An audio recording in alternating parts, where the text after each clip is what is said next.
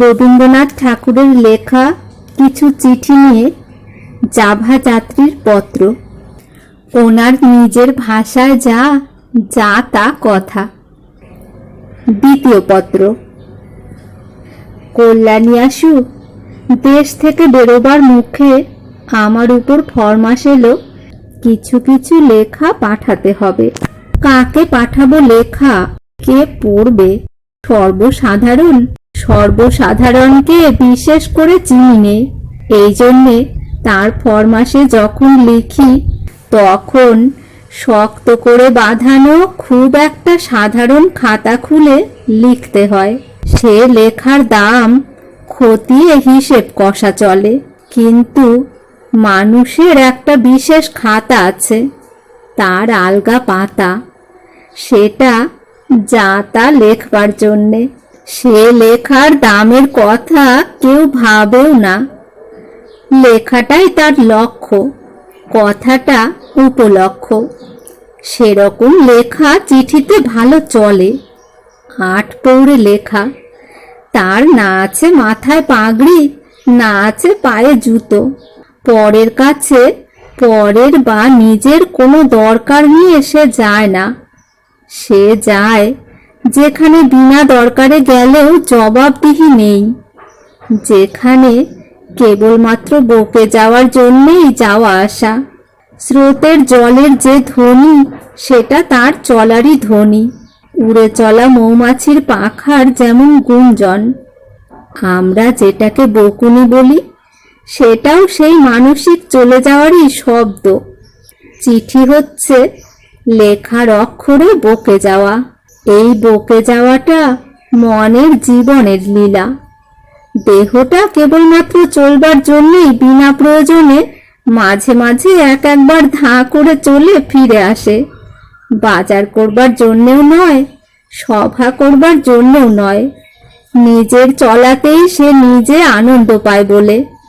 তেমনি নিজের বকুনিতেই মন জীবন ধর্মের তৃপ্তি পায়। তাই বকবার অবকাশ চাই, লোক চাই। বক্তৃতার জন্যে লোক চাই অনেক, বকার জন্যে 1-8জন। দেশে অভ্যস্ত জায়গায় থাকি নিত্য নৈমিত্তিক কাজের মধ্যে, জানা অজানা লোকের ভিড়ে। নিজের সঙ্গে নিজের আলাপ করবার সময় থাকে না। সেখানে নানা লোকের সঙ্গে নানা কেজো কথা নিয়ে কারবার। সেটা কেমনতর, যেন বাঁধা পুকুরের ঘাটে 10 জনে জটলা করে জল ব্যবহার।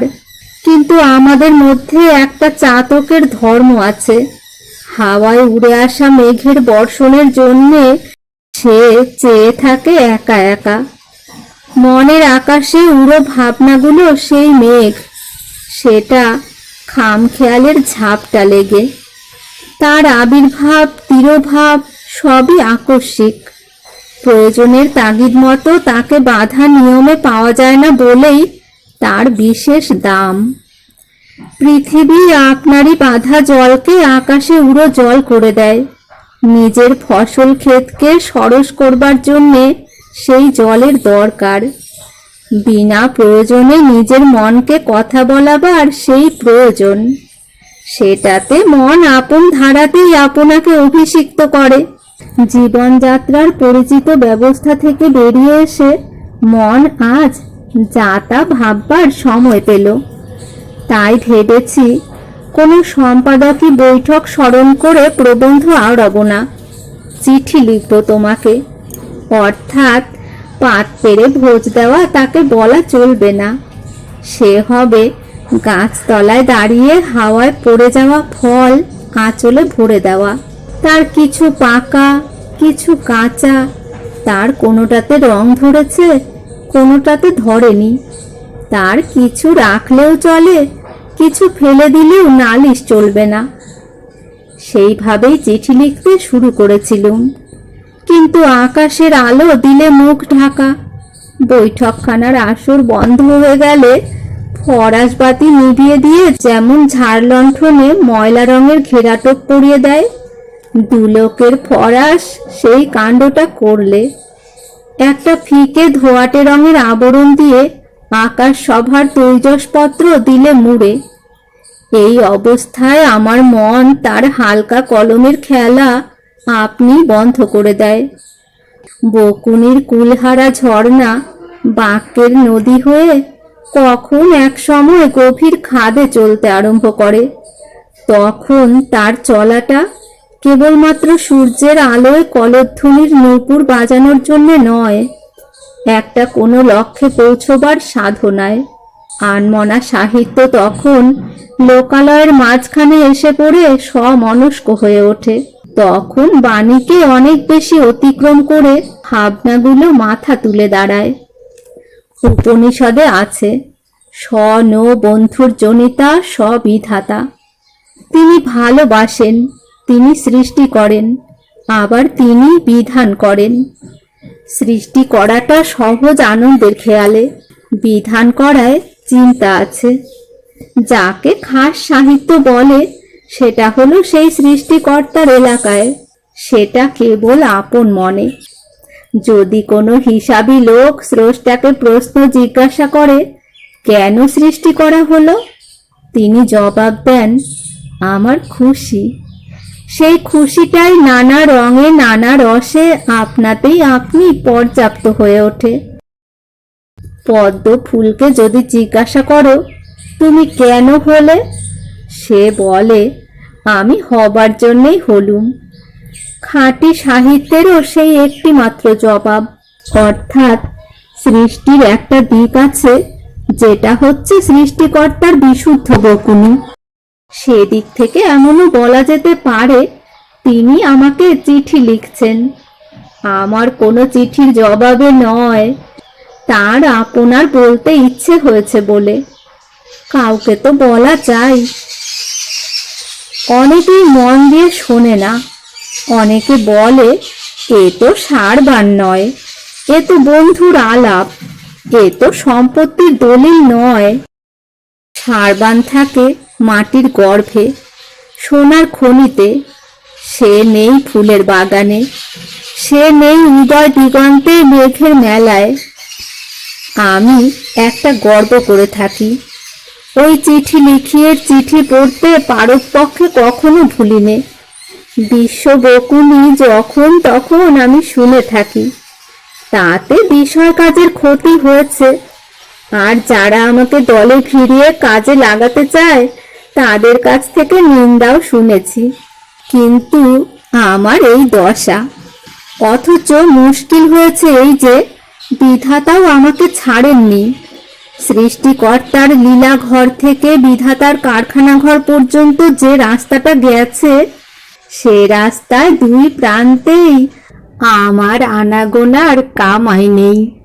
এই দোটানায় পড়ে আমি একটা কথা শিখেছি, যিনি সৃষ্টিকর্তা স এবং বিধাতা, সেই জন্যেই তার সৃষ্টি ও বিধান এক হয়ে মিশেছে।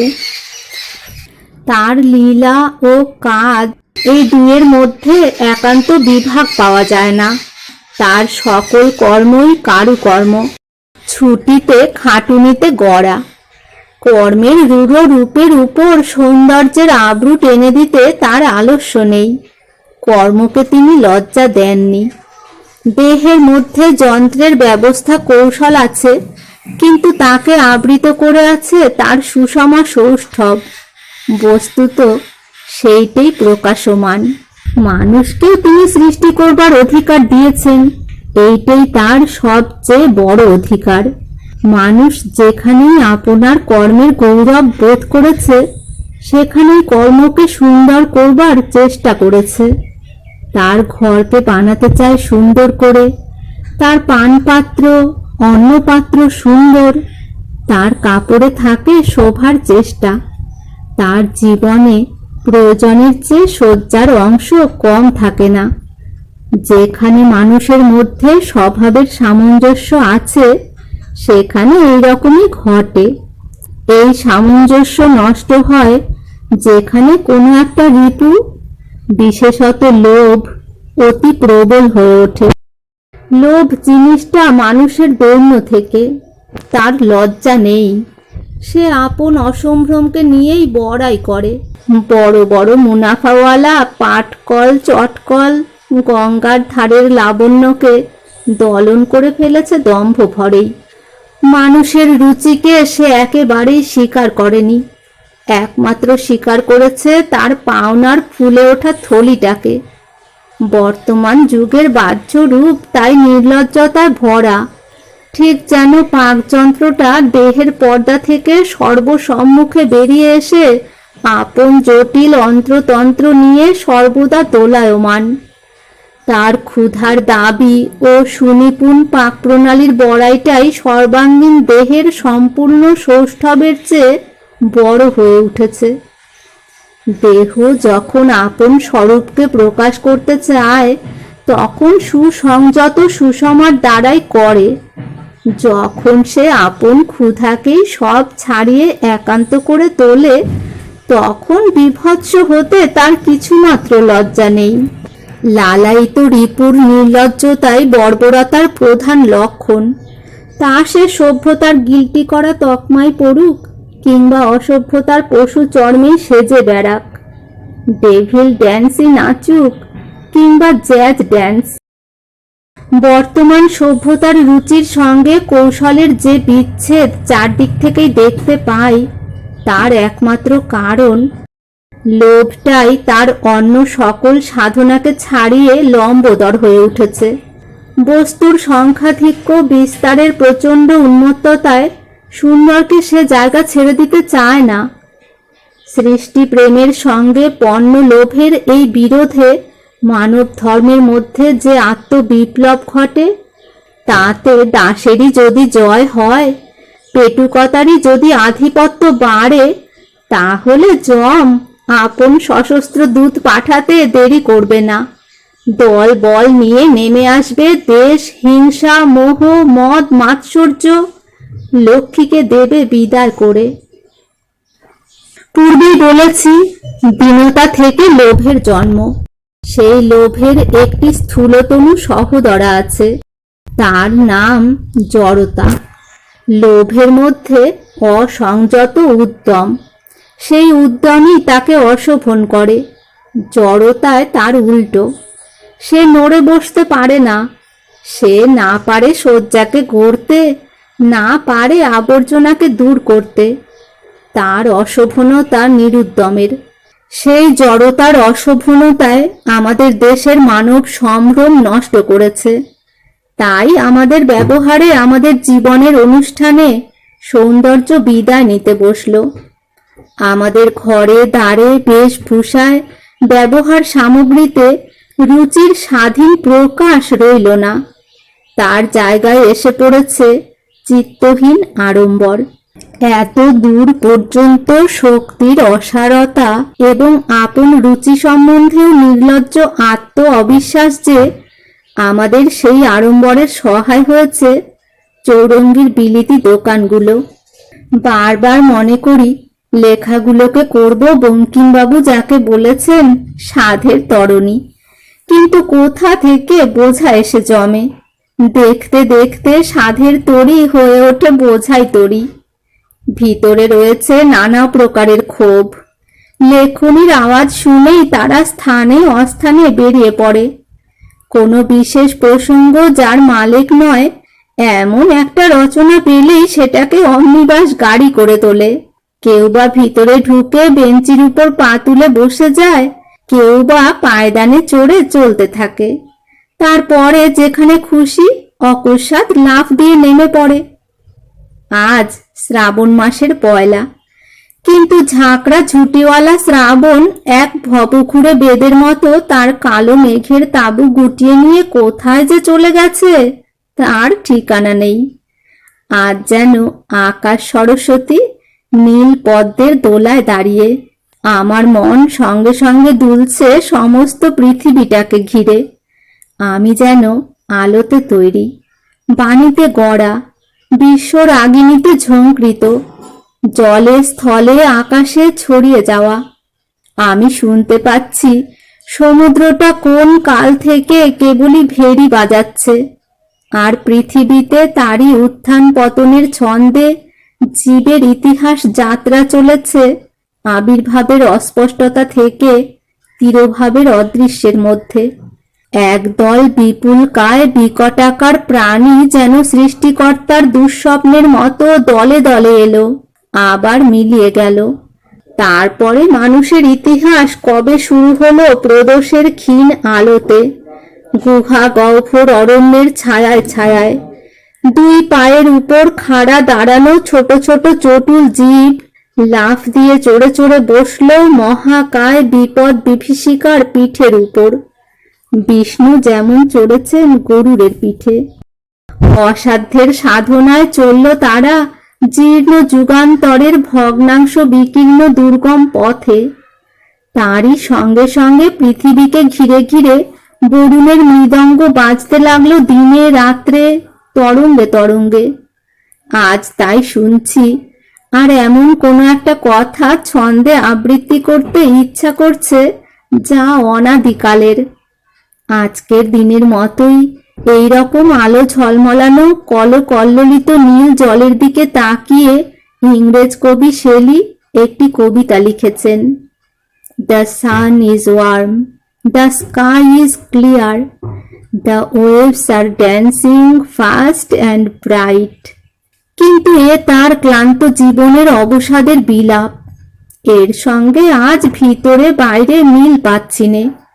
একটা জগৎ জোড়া কলক্রন্দন শুনতে পাচ্ছি বটে, সেই ক্রন্দন ভরিয়ে তুলছে অন্তরিক্ষকে, যে অন্তরিক্ষের উপর বিশ্ব রচনার ভূমিকা, যে অন্তরিক্ষকে বৈদিক ভারত নাম দিয়েছে ক্রন্দসী। এ কিন্তু শ্রান্তি ভারাতুর পরাভবের ক্রন্দন নয়, এ নবজাত শিশুর ক্রন্দন। যে শিশু ঊর্ধ্বস্বরে বিশ্বদ্বারে আপন অস্তিত্ব ঘোষণা করে তার প্রথম ক্রন্দিত নিঃশ্বাসেই জানায় অয়মহং ভো। অসীম ভাবিকালের দ্বারে সে অতিথি। অস্তিত্বের ঘোষণায় একটা বিপুল কান্না আছে, কেননা বারে বারে তাকে ছিন্ন করতে হয় আবরণ, চূর্ণ করতে হয় বাধা। অস্তিত্বের অধিকার পড়ে পাওয়া জিনিস নয়, প্রতি মুহূর্তেই সেটা লড়াই করে নেওয়া জিনিস। তাই তার কান্না এত তীব্র। আর জীবলোকে সকলের চেয়ে তীব্র মানব সত্তার নবজীবনের কান্না। সে যেন অন্ধকারের গর্ভ বিদারণ করা নবজাত আলোকের ক্রন্দন ধ্বনি। তারই সঙ্গে সঙ্গে নব নব জন্মে নব নব যুগে দেবলোকে বাজে মঙ্গল শঙ্খ, উচ্চারিত হয় বিশ্ব পিতামহের অভিনন্দন মন্ত্র। আজকের দিনে এই আমার শেষ উপলব্ধি নয়। সকালে দেখলুম সমুদ্রের প্রান্তরেখায় আকাশ তার জ্যোতির্ময়ী চিরন্তনী বাণীটি লিখে দিলে। সেটি পরম শান্তির বাণী। তা মর্তলোকের বহু যুগের বহু দুঃখের আর্ত কোলাহলের আবর্তকে ছাড়িয়ে ওঠে, যেন অশ্রুর ঢেউয়ের উপরে শ্বেত পদ্মের মতো। তারপরে দিন শেষের দিকে দেখলুম একটি অখ্যাত ব্যক্তিকে, যার মধ্যে মনুষ্যত্ব অপমানিত। যদি সময় পাই তার কথা পরে বলবো। তখন মানব ইতিহাসের দিগন্তে দিগন্তে দেখতে পেলুম বিরোধের কালো মেঘ, অশান্তির প্রচ্ছন্ন বজ্র গর্জন, আর লোকালয়ের উপর রুদ্রের ভ্রুকুটির ছায়া। ইতি 2রা শ্রাবণ 1334।